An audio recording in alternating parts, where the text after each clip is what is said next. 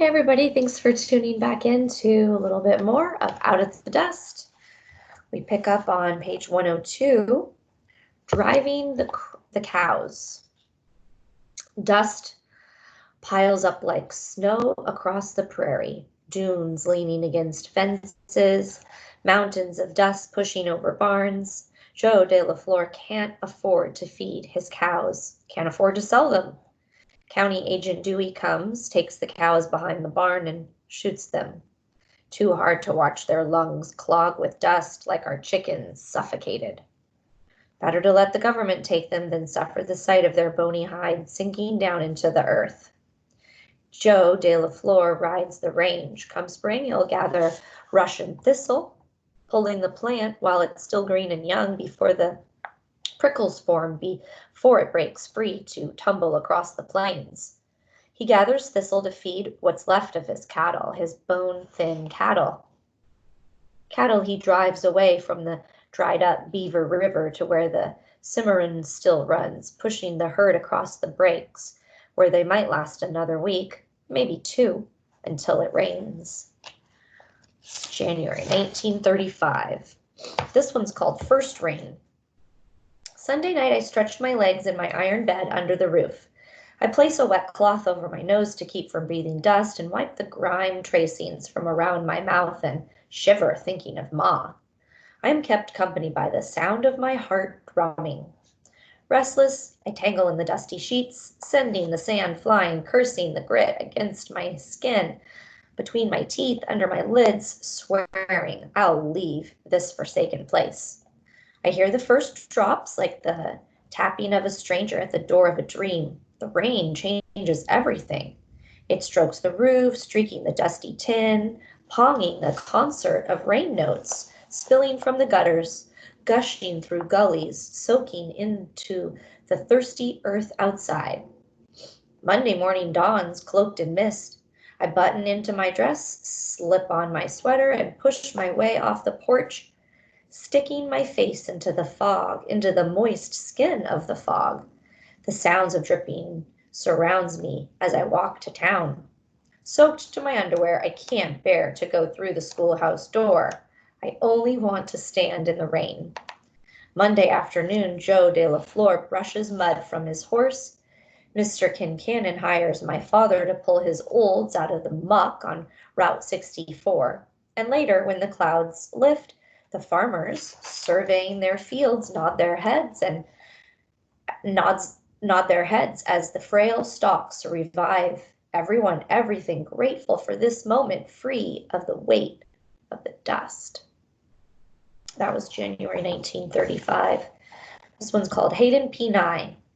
Hayden P. Nye died last week. I knew him to wave. He liked the way I played piano. The newspaper said when Hayden first came, he could only see grass and wild horses and wolves roaming. Then folks moved in and sod got busted and bushels of wheat turned the plains to gold, and Hayden P. Nye grabbed the Oklahoma panhandle in his fist and held on. By the time the railroad came in on land Hayden sold them, the buffalo and wild horses had gone. Some years Hayden Nye saw the sun dry up his crop, saw the grasshoppers chew it down, and then came years of rain, and the wheat thrived, and his pockets filled, and his big laugh came easy. They buried Hayden P. Nye on his land, busted more sod to lay down his bones. Will they sow wheat on his grave where the buffalo once grazed? That was January of 1935. This one's called Scrubbing Up Dust. Walking past the Crystal Hotel, I saw Jim Martin down on his knees. He was scraping up mud that had dried to crust after the rain mixed with Sunday last. When I got home, I took a good look at the steps and the porch and the windows. I saw them with Ma's eyes and thought about how she'd been haunting me.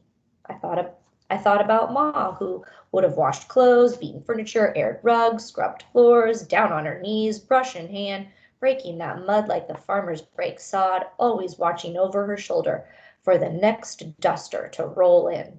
My stubborn Ma. And she'd be doing it all with my brother Franklin to tend to. She never could stand a mess. My father doesn't notice the dried mud, least he never tells me. Not that he tells me much of anything these days. With Ma gone, if the mud's to be busted, the job falls on me. It isn't the work I hate, the knuckle-breaking work of beating mud out of every blessed thing, but every day my fingers and hands ache so bad. I think I should just let them rest, let the dust rest, let the world rest. But I can't leave it rest on account of Ma haunting. This one's called Outlined by Dust. My father stares at me while I sit across from him at the table while I wash dishes in the basin, my back to him, and pick the feathered bits of my hands in agony. He stares at me as I empty the wash water at the roots of Ma's apple tree. He spends long days digging for the electric train folks when they can use him, or working here nursing along the wheat what there is of it, or digging the pond.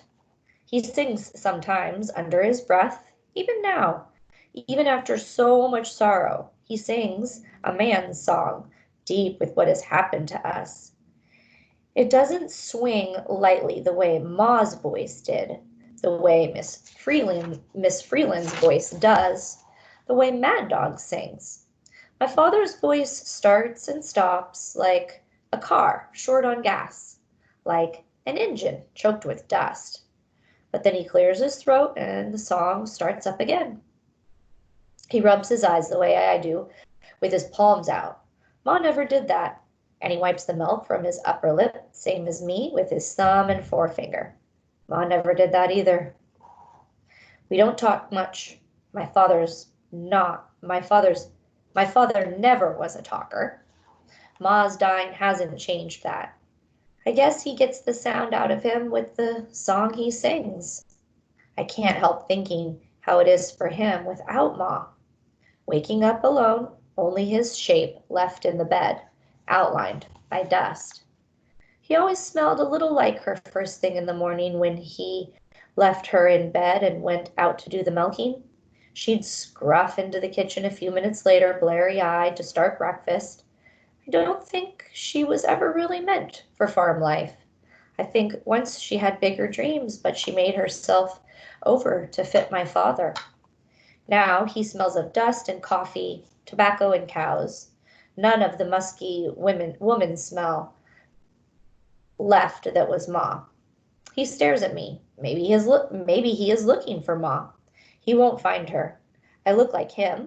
I stand like him. I walk across the kitchen floor with that long-legged walk of his. I can't make myself over the way Ma did. And yet, if I could look in the mirror and see her in my face, if I could somehow know that Ma and baby Franklin lived on in me, but it can't be. I'm my father's daughter. That was January 1935. This one's called The President's Ball. All across the land, couples dancing arm in arm, hand in hand at the birthday ball. My father puts on his best overalls. I wear my Sunday dress, the one with the white collar, and we walk to town to the Legion Hall and join the dance. Our feet flying, me and my father on the wooden floor whirling to Arlie Wanderdale and the Black Mesa Boys. Till 10, when Arlie stands up from the piano to announce he has raised $33 for infantile paralysis, a little better than last year. And I remember last year when Ma was alive and we were crazy excited about the baby coming, and I played at the same party for Franklin D. Roosevelt and Joyce City and Arlie. Tonight, for a little while in the bright hall, folks were almost free of dust, almost free of debt, almost free of fields of withered wheat. Most of the night I think I smiled, and twice my father laughed. Imagine. January 1935. This one's called Lunch. No one's going hungry at school today. The government sent canned meat, rice, potatoes. The bakery sent loaves of bread, and Scotty Moore, George Knoll, and Willie Harkins brought in milk, fresh, creamy milk straight from their farms. Real lunch, and then stomachs full and feeling fine for classes in the afternoon. The little ones drank themselves into white mustaches. They ate and ate until pushing back from their desks, their stomachs round. They swore they'd never eat again. The older girls, Elizabeth and Lorraine, helped Miss Freeland cook, and Hilary and I served and washed, our ears ringing with the sound of satisfied children. That was January of 1935. This one's called Guests. In our classroom this morning, we came in to find a family no one knew. They were shy, a little frightened, embarrassed. A man and his wife, pretty far along with a baby coming. A baby coming. 2 little kids and a grandma. They'd moved into our classroom during the night. An iron bed and some pasteboard and some pasteboard boxes. That's all they had. They'd cleaned the room first and arranged it, making a private place for themselves. I'm on the look for a job, the man said. The dust blew so mean last night, I thought to shelter my family here a while. The two little kids turned their big eyes from Miss Freeland back to their father. I can't have my wife sleeping in the cold truck, not now, not with the baby coming so soon. Miss Freeland said that they could stay as long as they wanted. That was February of 1935. All right, we'll read one more. This one's called Family School. Every day we bring fixings for soup and put a big pot on to simmer. We share it at lunch with our guests, the family of migrants who have moved out from dust and depression and moved into our classroom. We are careful to take only so much to eat, making sure there's enough soup left in the pot for their supper. Some of us bring in toys and cloths for the children. I found a few things of my brother's and brought them to school. Little feed sack nighties, so small, so full of hope. Franklin never wore one of the nighties Mom made him, except the one we buried him in. The man, Buddy Williams, helps out around the school, fixing windows and doors and the bad spots on the steps, cleaning up the schoolyard, so it never looked so good.